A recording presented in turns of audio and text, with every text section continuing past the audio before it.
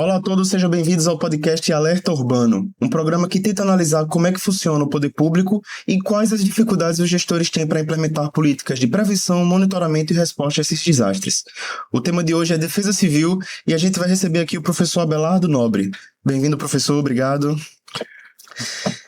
O professor ele é especialista em Engenharia Ambiental e Urbana pela Unifal, mestre em Astronomia pela Universidade Estadual de Feira de Santana, na Bahia, doutorando em Educação Superior pela Universidade del Palermo, na Argentina, e professor pelo Instituto Federal de Alagoas, não é isso, professor? Exatamente. Então, para começar, me conta um pouquinho sobre o senhor. Como foi que foi a sua chegada à Defesa Civil aqui em Maceió? Boa tarde, né? A gente está gravando agora um período da tarde, por isso está dando boa tarde. Mas eu cheguei na Defesa Civil a um convite direto do prefeito JHC, né, isso em 2021. Eu estava no meu período de férias, justamente fazendo meu planejamento aí para o meu doutorado, né? E quando eu recebi uma ligação da sua assessoria, me falando que o prefeito queria conversar comigo. Então, tivemos uma conversa muito rápida, não é? Eu aceitei a missão de vir coordenar a Defesa Civil de Maceió e estamos aqui há quase já 6 anos, né, coordenando essa Defesa Civil, né? Hoje já somos aqui uma Defesa Civil classe A, né, em todo o Brasil. Então, a Defesa Civil Nacional, ela classificou as defesas civis no Brasil em 4 níveis, de D a A, e a nossa é o nível mais alto, né? Então a gente fica muito feliz com esses resultados que a gente vem alcançando, né? Fruto justamente dessa escolha técnica do João Henrique Caldas. Certo. A gente vê que o trabalho da Defesa Civil, ele é um trabalho muito preventivo. A gente é acostumado a ver as políticas públicas sendo políticas de reação, né, de resposta. Como é que é esse trabalho de prevenção da Defesa Civil? Existe uma espécie de estatuto? Como é que vocês trabalham? Primeiramente, a gente tem que entender qual realmente é o papel da Defesa Civil, né? A Defesa Civil não é um órgão, não é, vamos dizer assim, uma instituição, mas mais do que isso, é um sistema de proteção e defesa civil. Como é que ele funciona? Primeiramente, a Defesa Civil tem que identificar quais são os riscos a qual a população daquele local está exposta, né? Porque aí você tem N naturezas de risco e perigo de acordo com essas, vamos dizer assim, com o que é encontrado naquela cidade, né? Por exemplo, você tem cidades em que o risco a qual a população está exposta é incêndio, períodos de estiagem, né? Outros é neve, nevasca. No caso aqui de Maceió, a gente, é claro, o primeiro momento é fazer esse diagnóstico a qual o que gera risco para a nossa população. Então a gente faz esse trabalho, fizemos esse trabalho, né? É claro que existem algumas literaturas que nos ajudam, né? Como por exemplo o COBRADE, que é o Código Brasileiro de Desastres, né? A própria Lei 12.608 também, né? Então, após esse diagnóstico, a gente consegue aí desenvolver essa política pública, como você bem descreveu no início, de defesa civil, né? Adotando, é claro, princípios da administração pública, né? Para que a gente possa tornar essa política pública, mais acessível à sua população. É para tanto, Eduardo, que a gente pode até aqui adiantar talvez um pouco do que você pode aí nos perguntar com relação à participação da comunidade. Acho que um grande diferencial também da Defesa Civil de Maceió, que não é só a questão do uso de tecnologias, né, de ter no seu quadro profissionais de diversas áreas da ciência, né, que vai desde o engenheiro civil ao psicólogo, assistente social, ao engenheiro agrimensor, ao jornalista, às relações públicas, mas também a participação da comunidade por meio dos núcleos comunitários de defesa civil. Ou seja, a defesa civil não é só um sistema, um órgão que fica ali distante da sociedade. A sociedade também faz parte dela, por meio desses NUDECs. Então, eu acredito que nesse primeiro momento a gente consegue passar para quem está nos assistindo, não é, essa explicação, né, de como realmente funciona a defesa civil e de que esse manual, como você falou, ele hoje até para a nossa defesa civil ele existe, né? Nós criamos o Previne Maceió, né? Que é, podemos dizer, que é um manual, um plano de ações integradas para enfrentamento ao período chuvoso e a desastres, né? Então, hoje, qualquer gestor da Defesa Civil de Maceió, né, eu, o outro que venha depois, ele vai ter ali sim, né, uma literatura, podemos dizer, que vai poder mostrar a ele como deve proceder, né? É claro que todo ano a gente faz adequações, faz atualizações, mas como proceder nessa política pública tão importante que é a proteção e defesa civil. E agora, aqui em Maceió, sempre inovando, mudanças climáticas.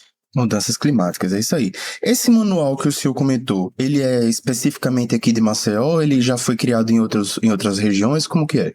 Interessante isso que você acabou de me perguntar. O que preconiza, né, a lei de defesa civil é os municípios ter os chamados planos de contingência, que até você falou aí no início, né, ou seja, de resposta. Nós fomos além. Nós criamos todo um protocolo por meio desse documento chamado Previne, né, de ações de prevenção, de preparação, de resposta e restabelecimento. Ou seja, a gente não tem ações só planejadas se caso aconteça o desastre. Não. Nós temos ações já pré-determinadas, já ali agendadas, já planejadas de janeiro a dezembro. Entendi. Quando a gente fala sobre prevenção, um dos assuntos mais importantes é a criação do Estatuto da Cidade, que é uma lei que fala sobre como que vai ser o crescimento e desenvolvimento populacional de uma cidade. E a gente sabe que o daqui de Alagoas, daqui de Maceió, está um pouco defasado, desde 2007 que ele não é atualizado. Esse Estatuto da Cidade, ele teve uma participação da Defesa Civil, teve um dedo do seu corpo técnico, ou o senhor foi ouvido? Como é que foi a criação? A gente tivemos a participação de algumas oficinas do plano diretor, né? Que é claro que toma como base um documento maior que é o Estatuto das Cidades. Então, o plano diretor do município, inclusive, já foi até encaminhado para a Câmara de Vereadores para um outro nível de discussões. Mas a Prefeitura, sim, e nós participamos. Tivemos aí algumas contribuições. Mas eu acho que eu também gostaria de aproveitar, Eduardo, e destacar aqui o nosso papel, nosso trabalho no novo Plano Municipal de Gestão de Riscos, que nós já iniciamos no ano passado. Mais uma etapa esse ano nós concluímos e que em breve vamos estar com outras etapas aí em andamento para até o final do ano a gente entregar a cidade, né? Um plano municipal de gestão de risco que deve aí preconizar ações, né? E deve servir para outros planejamentos urbanos até 2036, né? Aproximadamente 2036. Então ele tem uma validade aí, uma vigência aí para 10 anos. Entendi. Em relação a esse plano, essas moradias de risco, quando a gente fala sobre risco, a gente vê que tem as pessoas que moram em região de encosta, próximo àquelas vossorocas, né, as chamadas vossorocas. Esse plano, existe uma espécie de ordenamento para construção, para proibir a construção de novas residências ali, porque a gente vê que de uns anos para cá aumentou bastante a quantidade de casas construídas em áreas de encosta. Existe uma espécie de regimento para definir como é que vai ser a construção dessas casas? O plano diretor, ele já traz a atualização desse novo cenário. Mas para que a gente possa também entender essa demanda, entender essa dinâmica, é bom a gente lembrar que essa questão de ocupação em áreas de risco, isso já remota ali de décadas anteriores, né? Você começa ali com um período de maior êxodo rural, né?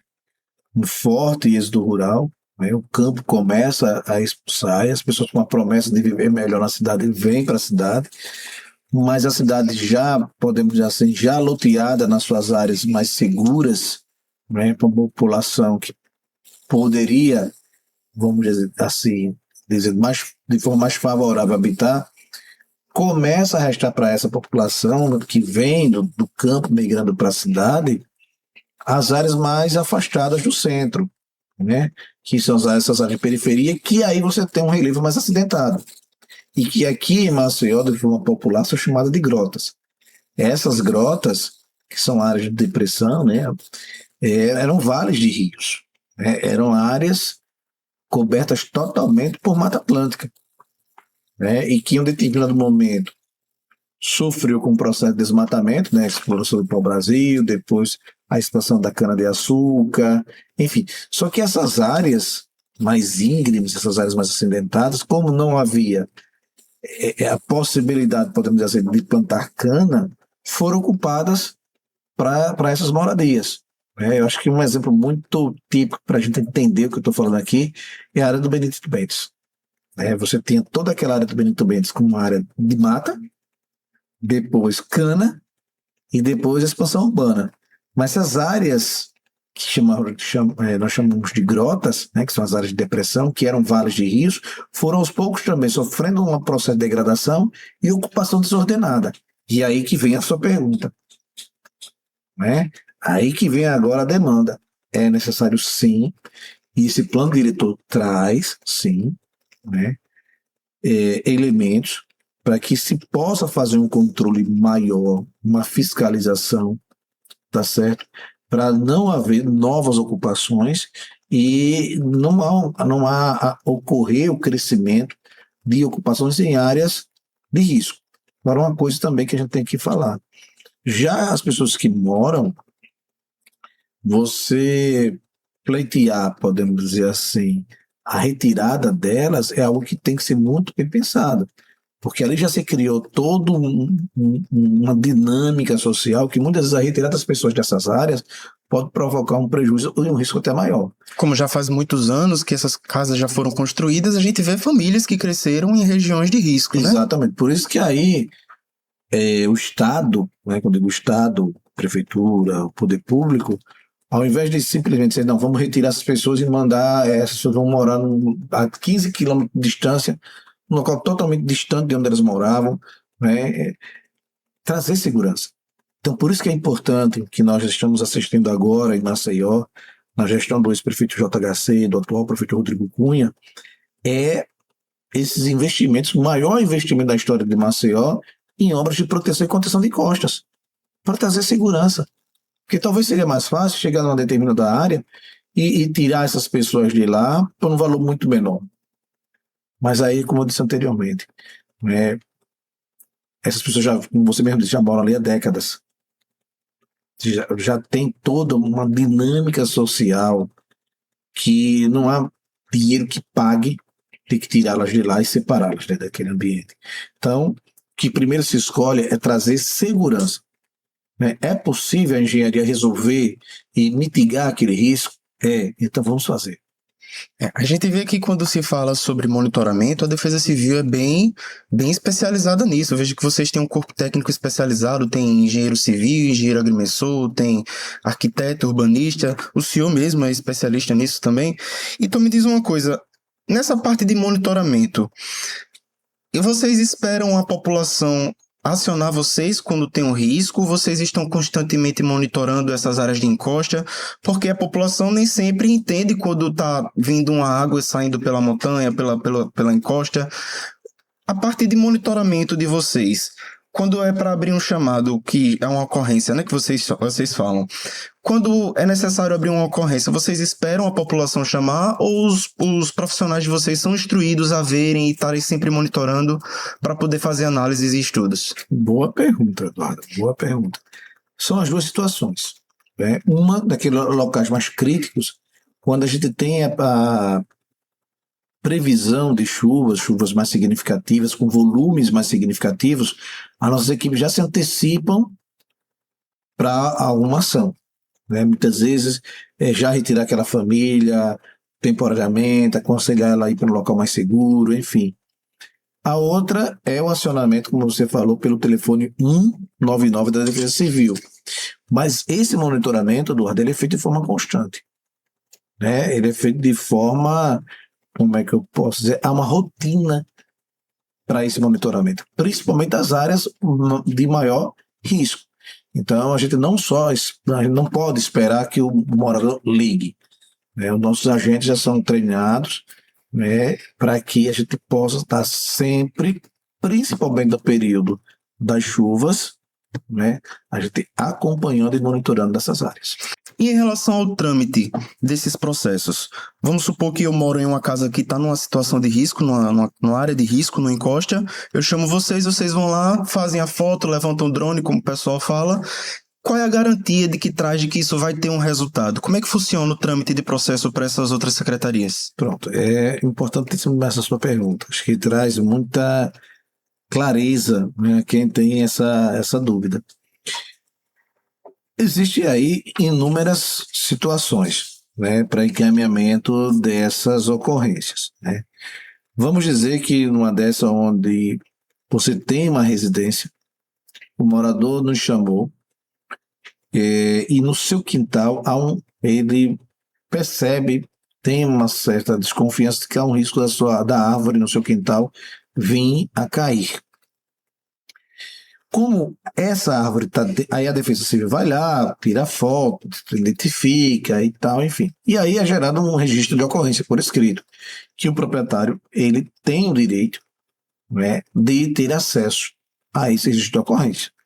Então a equipe faz esse levantamento, volta para a base, o engenheiro civil vai lá, vai descrever o cenário, vai dizer quais são as recomendações e o que deve ser feito. Aí veja só, se está dentro da área privada, a responsabilidade por lei é do próprio morador. A gente passa as orientações. Olha, essa árvore, ela sente em risco de queda, então você tem que contratar profissional habilitado, empresa especializada para fazer a poda dela para mitigar ou eliminar o risco. Se de repente o cenário não é esse, de repente é um muro de uma escola, de um órgão público, a gente vai encaminhar, e que está gerando risco para essa residência, a gente vai encaminhar essa ocorrência com a solicitação, recomendando à Secretaria X a fazer o serviço para eliminar o risco àquela família.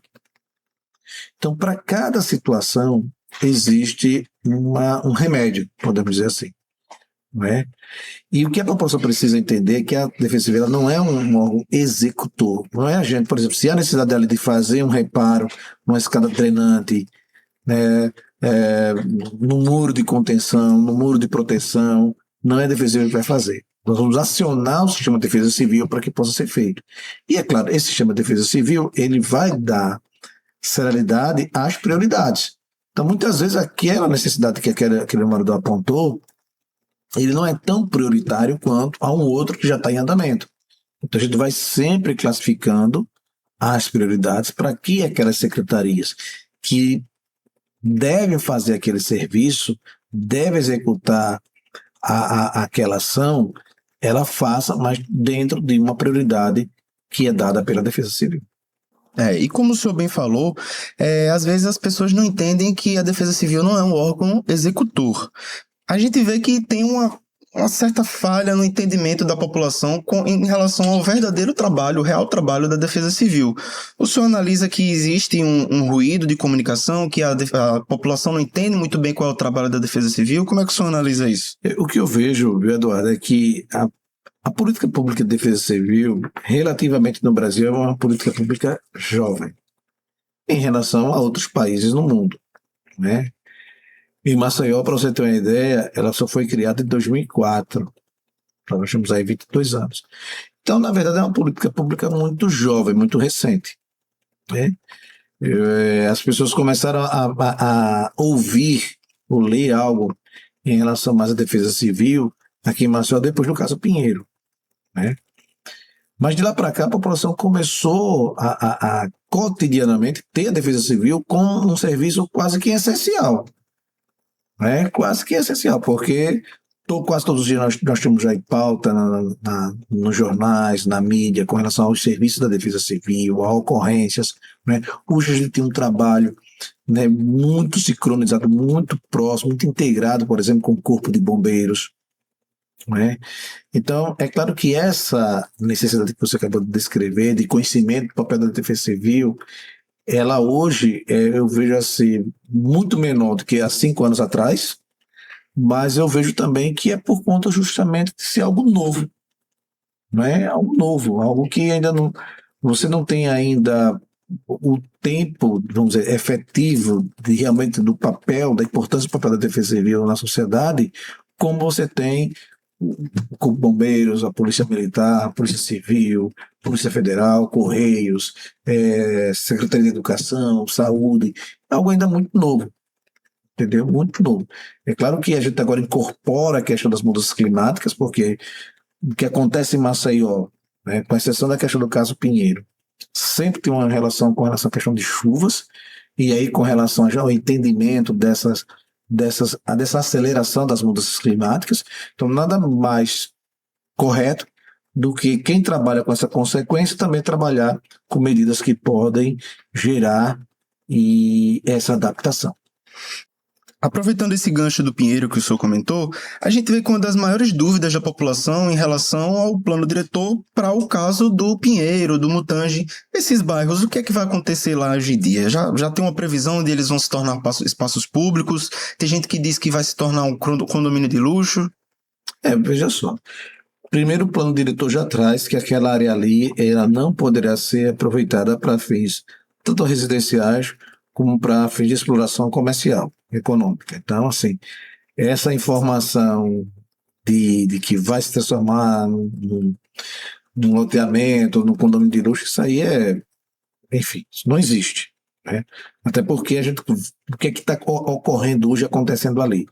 Você tinha 35 cavidades, né, resultando da exploração de sal, né? Essas cavidades, todas elas serão, no passar do tempo, preenchidas, mas esse preenchimento, ele não se dá de forma 100%. Sempre chega assim a 87%, 88%, 93%, 97%. Então sempre fica ali um espaço em que ainda vai ocasionar na superfície uma certa subsidência, não com a velocidade que causou, vamos dizer, esse desastre, mas ainda uma subsidência que vai deformar a superfície. O que ocorre? Por conta disso, o que é recomendado pela Defesa Civil é que toda aquela área 00 não seja ocupada. A área 00 é a área ao redor. Exatamente, a área que houve a recomendação da Defesa Civil para realocação. Né? Uma área, vamos dizer assim, adjacente, que é a área 01, que está dentro do mapa de ações prioritárias, também foi realocada, também entra também nesse pacote, vamos dizer assim, de não haver possibilidade de ser ocupada para fins residenciais ou fins econômicos. Então, assim, a legislação ela já vai se ocupar disso, já vai se ocupar, a legislação já dá essa resposta. Com relação ao que poderá ser feito, aí, isso a gente permite, né, que os técnicos, urbanistas, né, eles possam discutir qual a melhor maneira de aproveitar aquela área. Por quê? Porque é uma área central, né, é uma área de 3 km² dentro da área urbana, né, de Maceió. Então, particularmente, Eduardo, aí eu disse, não é a posição da Prefeitura de Maceió, não é a posição de nossa instituição. Eu vou falar aqui de forma muito particular. Eu vejo aquela área como uma área ali de um parque, né, de uma área que a gente possa ali aproveitar para a natureza, que a gente possa dar uma outra resposta às gerações futuras, uma área que a gente possa ali caminhar, correr, fazer os nossos exercícios e tal, que possa ali a gente poder plantar ali o pau-brasil, plantar espécies nativas da Mata Atlântica, que a Universidade Federal de Alagoas utiliza aquilo ali como também um laboratório, né, para que a gente tenha um outro parque dentro da nossa cidade, trazendo verde e trazendo para a gente, é claro, também, mais uma vez, essa questão da preservação do meio ambiente. Bom, eu recebi aqui hoje o professor Abelardo Nobre. Muito obrigado, professor. Deixar o espaço aqui para o senhor deixar algumas considerações finais. Tranquilo. Esse espaço, Eduardo, parabéns. Não é? É sempre importante a gente trazer esclarecimentos, a gente trazer a verdade, né? Trazer respostas para a população. Então, eu acredito que com esse podcast a gente vai trazer muitas respostas a quem ali, como você mesmo falou, não é? Tinha essas perguntas, não é? Mas não tinha o caminho correto de ter as devidas respostas. Então, eu agradeço muito, né? Parabéns aí pelo seu programa, espero aí que o pessoal sempre esteja acompanhando aí, e fico à sua disposição para outras oportunidades. Obrigado, professor. Obrigado também para você de casa. Acompanhe os nossos próximos episódios nas nossas plataformas digitais e nas redes sociais. O nosso espaço também está aberto para comentário, para dúvidas e também para sugestões de próximos temas. Obrigado a todos. Até mais.